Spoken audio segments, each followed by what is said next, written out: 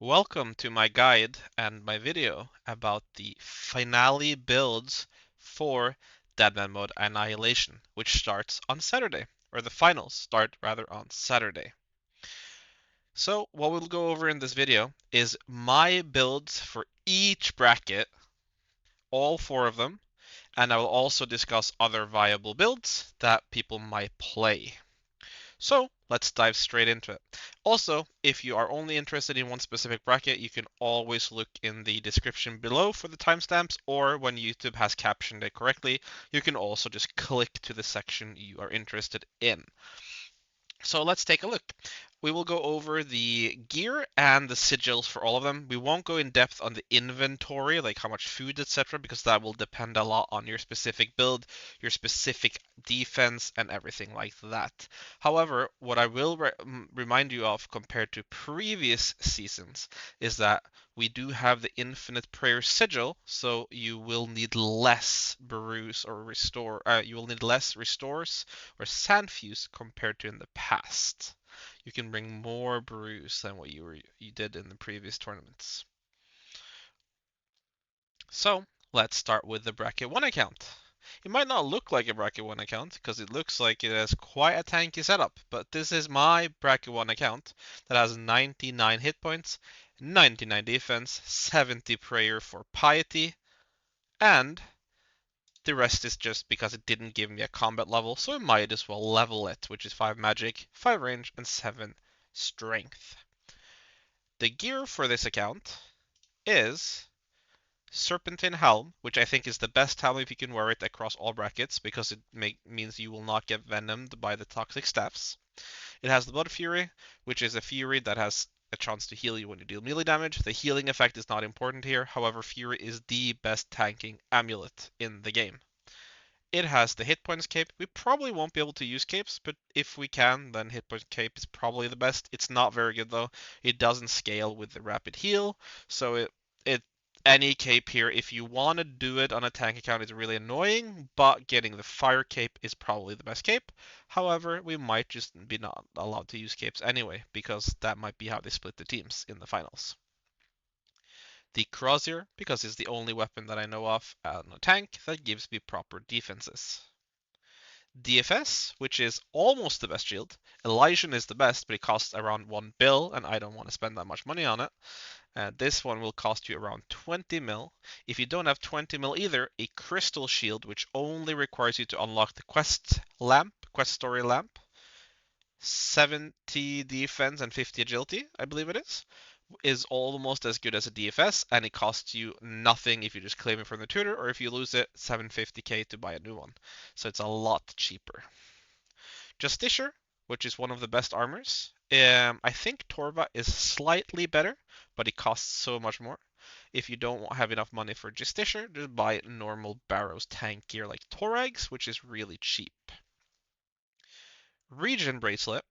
There is another pair of gloves which is way better on mage accounts. However, it does cost around 80 mil. I will show you that on the bracket 4 account.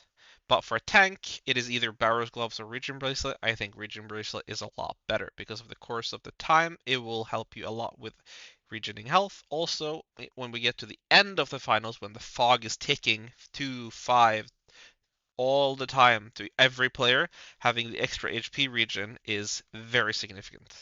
Echo boots, which is just upgraded guardian boots, they should be the best tank boots you can have, unless you have 70 across all stats, on which you probably want to use Evernic treads. I do believe they're 70, not 100% sure on the stat requirement. However, good luck unlocking them in bracket 1 in a proper build. And then the Ring of Suffering, which you will see on all of my accounts. I do believe it is the best ring in the finale. Has a lot of stats. Make sure that if you have a Suffering, you go and trade in an emblem to the emblem trader and you buy a scroll of imbuing so that you get extra defensive stats on it. So that is my gear. I don't have an ammo slot because it doesn't do anything. The only ammo slot I could use gives me prayer bonus. Prayer bonus is useless because of the Eternal Belief Sigil. So, what sigils are we wearing? The Pious Protection, which means if we pray correctly, we take even less damage, is mandatory. I'm going to use this on all accounts. I think anyone who doesn't use it is trolling. Fortification, because there's no other defense sigil. This sigil is really bad, but there's none that are better. And then I don't know a good third sigil. I'm going to use Porcupine. I think it's better than Consistency. I know tank players, a lot of them will go with Knives and then Consistency, but I think you will just get destroyed by Porcupine and Recoil. So I think Porcupine will be the best sigil. Maybe there's a different sigil I haven't thought about, but I don't know if any. Also, Porcupine does take up an inventory slot, which is not ideal, but I want to use it because I think it will be fun, and I actually think it has potential to maybe be the best. Now, let me run to the GE and show you another thing, which is also relevant for all bracket accounts. Let's grab our skull. Let's open the unlocks on our skull. For all accounts, you want to unlock these three: Potion Master, Food Master, Well Fed. It just means you will get more healing from your inventory of food. They are also mandatory, very good. You should also have Eternal Belief, because that means you can have overheads on the whole time without losing prayer points. So all of these four are very good. The rest of the sigils out here don't really do anything. I do believe there won't be any monsters, so I don't think titanium is needed. If there are monsters, titanium is very good. However, I don't have enough points. I will not be getting enough points because it's really slow with just throwing knives, hitting one each time. And we went over the other sigils. So that is my bracket 1. If you have a different build for bracket 1, I would love to see it. I know there will be a lot of mage builds in bracket 1 as well, which will be very similar to my bracket 2 build. So let's dive into the bracket 2 build, which is going to be this one. I haven't set up my inventory here because it's going to be very similar to the bracket 4 build or inventory. My bracket 3 also doesn't have an inventory. The sigils. We are running Pious Protection, but here we want to run mage stuff. I will, on all my mage accounts, Arcane Swiftness will be run, so I can auto cast Blood Rush faster to get more damage and therefore more healing. I'll only be casting Blood Barrage, maybe an Ice Barrage here or there, but very rarely. It is 99% going to be Blood Barrages. So these two sigils I think are mandatory on a mage build. The last sigil is very flexible. I think Menacing Mage is the best because on every target you hit, you will have a chance to proc this. You may only have this active at one time. You cannot have multiple of this active, but it does mean it will proc consistently the whole time whenever it runs out. And it doesn't say that there's a cooldown on this. So I think this one is the best. The other sigils we can take a look at. If I can grab my skull, we can take a look at the other sigils I would suggest as well. If you hear any RuneScape client the idle timer, I am sorry for that. That is because I have all of my accounts open with all of the different builds to show you. So, the Deadman's Skull. Let's look at the sigils I also think could be good. First of all, same as last, make sure you have Food Master, Potion Master, Well Fed, and Eternal Belief. For the Attune sigils, you could run Aggression. 10% more damage means you will heal more from Blood Rush. Don't think it's very good, but you could run it. I can definitely see an argument to run it. Fortification. The defense is more relevant on these accounts than on my previous account, where I said it was bad. I could definitely see Fortification being good on a lower defense account. So I can understand if you want to run that. And then the other sigil is Meticulous Mage. The part that you save runes is irrelevant. We should have enough runes anyway, so we don't care about that. Having 40% or 40 base, not 40%, but having plus 40 mage accuracy means that you will catch a lot more blood barrages, which will deal more damage and it will heal you more. So I can also see this being a case. However, since I am running, let me open the equipment phase. Since this is my gear, we have a lot of mage bonus. I don't think we need the plus 40. I think so that is why I'm going to run with the sigils I showed. The gear, since we are 20 defense, we can run Zuriel. So we're going to run Zuriel in every slot where we can. The occult, because all we care about is maging, I could see an argument for Fury here as well, but I think occult is slightly better. The ammo doesn't matter. I will equip a dragon ammunition here so that whenever I loot ammo, it will automatically go in here in case I loot a crossbow as well. Because if we get to where there's like 5 players left or something, it could be beneficial to have range as well. However, for the multi-final, I will have as many brews as possible. I will not bring a range switch. Imbued Mage Cape 2, in case we can use it. Barrows gloves, confliction gloves that I talked about earlier and will show you later is better, but I will not spend 100 mil on this account. Serial staff, I think that is the best staff. It's also not that expensive. It's like 6 mil. Mage's book, I think, is the best mage book, or book best offhand for mages if you don't have high defense. Aranea boots, very good boots for very low defense requirement. And then Ring of Suffering, as we talked about before. Every account will run Ring of Suffering that wants to win. It is the best ring. Stats in this account, 89 hit points, some melee, 20 defense, 99 range, 99 magic. I do not, and 45 prayer, I do not think this is the best build for bracket 2. If I was to make a build only for the finals for bracket 2, I would have no melee, I would have as high hit points as possible, as high mages and range as possible, and 75 defense. I'm not sure exactly how that build works out, but if you want to build one, you don't have much time now, but you could do it. I would suggest that you theory craft a build with 75 defense and then as much mage and hit points and prayer as you can get. Because that lets you have Serpalm, it lets you have DFS, all these defensive items, the boots, etc. So that is the bracket 2 account. I don't see any other build working in bracket 2. I think mage is far superior to um, range, and I don't think tanks are that good here either. But because I think a properly made build can have high enough defense while also having magic. The reason why my account has 20 defense and not higher is because I wanted to play it for the whole tournament. I've been PKing on this account, and it's been a lot of fun with having some melee in addition to that. Let's go over to the bracket free account. Here is my bracket free account. It is very similar to my previous account. It just has more defense. If this was supposed to be my bracket 2 account, but I leveled my defense 1 too high, I got 21, so then I just decided to transform it into a bracket free account for the finale anyway. However, here are my stats. Very similar, as you can see, same melee as the other account because it was supposed to be the other bracket 2 account. I should have had 75 defense because that unlocks Sir Palm and some other benefits. I don't have that. Unlucky. I should have 99 range, but I'm not going to be ranging much, so I don't really care. So if I was to remake a bracket free finale account, I would go for as little melee or 0 melee or only 60 attack because to use serial staff, no strength, and I would get 75 defense and as high magic and range and prayer and hit points as possible. Sigils, same as last. Nothing changes.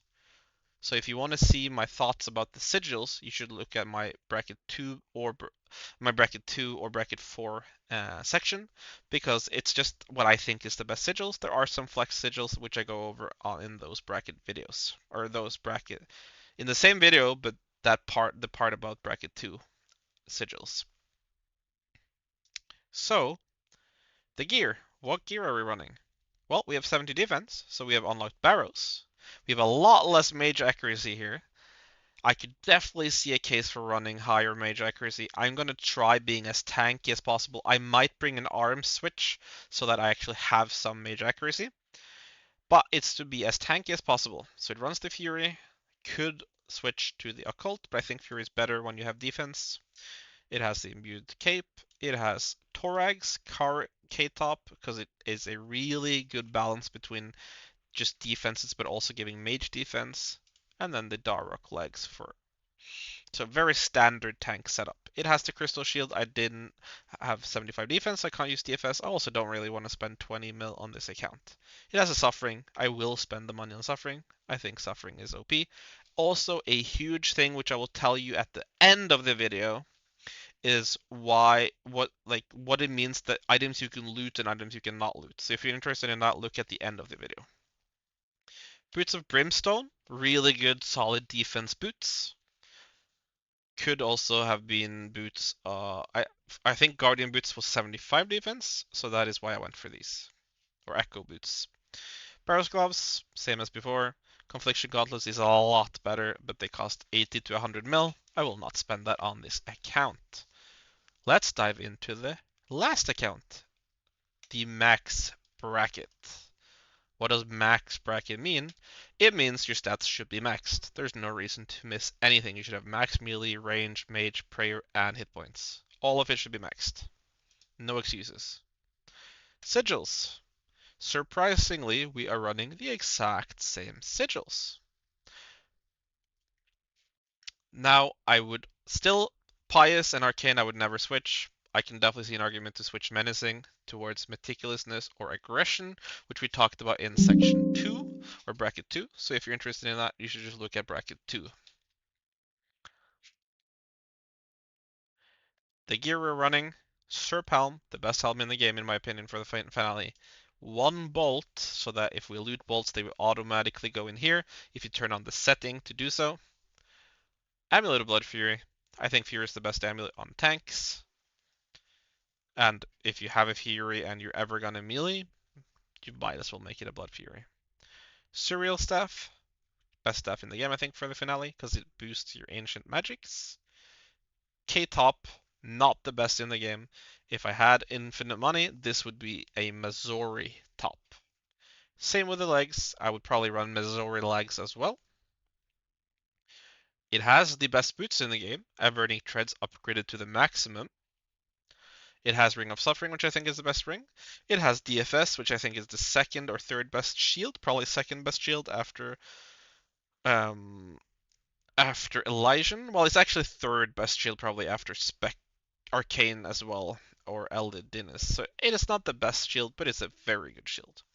But it has the 80 mil Confliction gauntlets, which are insane. Let's read. What do they do?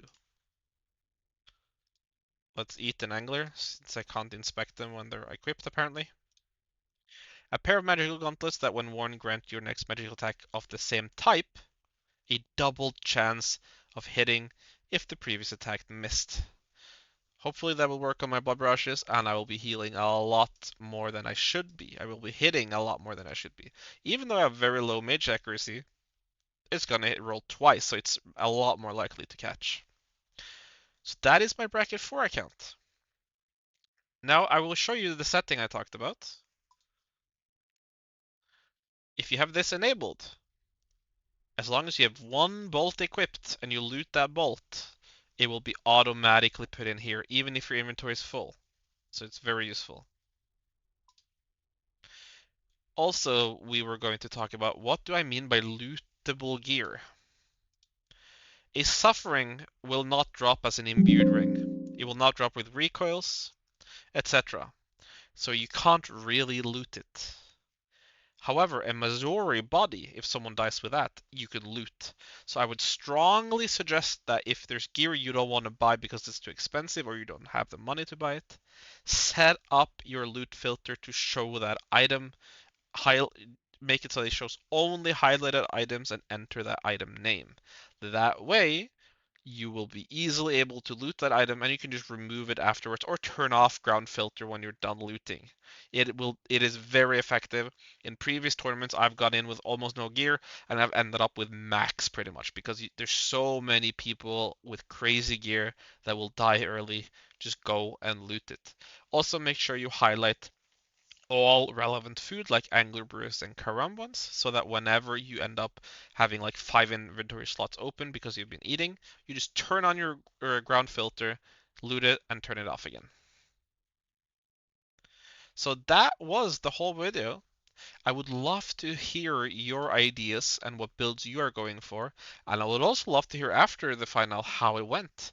I hope you all have a lot of fun, and I wish you good luck, and make sure you're one of the 2,000 first to log in onto your bracket, since it is first come, first serve on Saturday. Thank you for watching, and see you in the next one.